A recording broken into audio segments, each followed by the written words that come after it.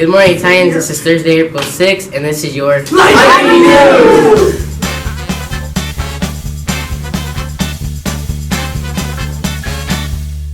Hey man, you know I have a job, right? Yeah. So I had to file my W-2 this year. And I made a pretty good amount of money, but I had to give a lot of it in taxes. Over $500. Really? You know you can refund that, right? Well, how do I do that?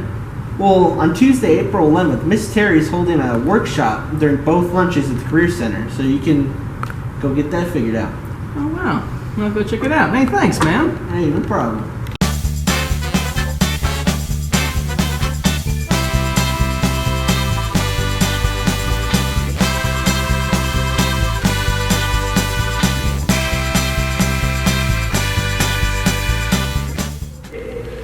Let us sing about the woman.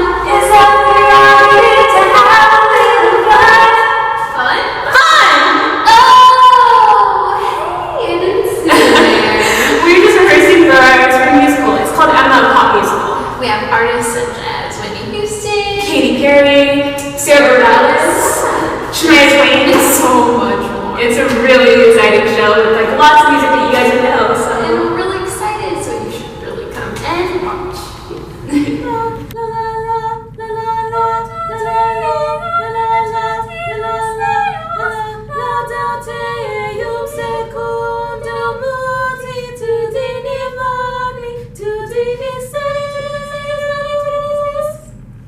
Hey, you guys sound good. Where can I learn to do that? Well, if you're interested in joining choir without auditioning, you can go talk to your counselor about joining Titan Choir. Or if you're looking for more advanced classes, the GT and treble choirs, but those require auditions. So you can talk to Ms. De Leon in G720 about that. Well, okay, thank you.